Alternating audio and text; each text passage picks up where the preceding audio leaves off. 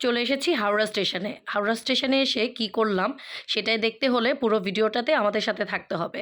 এই যে আমাদের ট্রেনটা চলে এসেছে, আমরা এখন উঠে যাব ট্রেনে। So hello everyone, welcome to my another video. আমরা এখন ট্রেনে উঠে যাচ্ছি। ট্রেনে উঠেই আমরা আমাদের ব্যাগগুলি জায়গা মতো রেখে একটু চারপাশটা দেখছিলাম। এই এখান থেকে খুব সুন্দর বাইরেরটা দেখা যাচ্ছিল। ওই যে হাওড়া স্টেশন ছেড়ে যাচ্ছে। আর আমরা একটু ছবি তুলে নিচ্ছিলাম। আর তখন বাজে প্রায় 5:30। আর এখানে দেখতেই পাচ্ছেন চারপাশটা দেখছি ঝকঝকাঝক ট্রেন চলেছে। আর তারই মধ্যে আমাদের কাছে চলে আসলো চা।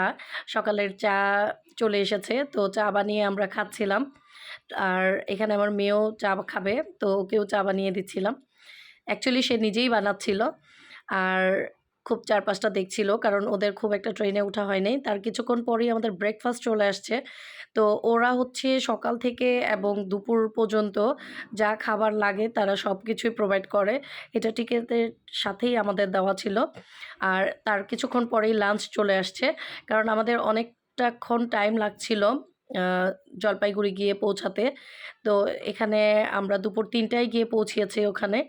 আর সবচেয়ে মজা লেগেছে এই ডোরটা। আমার মেয়ে বারবার এটার মধ্যে প্রেস করছিল। আর এটা বারবার ওপেন হচ্ছিল এবং ক্লোজ হচ্ছিল। তো ও খুব মজা পাচ্ছিল এটা দেখে। আর আমরা বন্দে ভারত ট্রেনটাতে অনেক এনজয় করেছি। ওখানে ওরা খাবার-দাবার দিয়েছে, অনেক হাইজেনিক ছিল জিনিসগুলি। তো আপনারা যদি ইন্ডিয়ায় যান তাহলে অবশ্যই একটা ট্রেন ট্যুর করবেন, অনেক ভালো লাগবে। আর ভিডিওটি কেমন লাগলো আমাকে জানাবেন। সবাই ভালো থাকবেন, সুস্থ থাকবেন, নাফিয়াস কুইজিন অ্যান্ড ব্লগের সাথেই থাকবেন। আজকে তাহলে এই পর্যন্তই। আল্লাহ হাফেজ।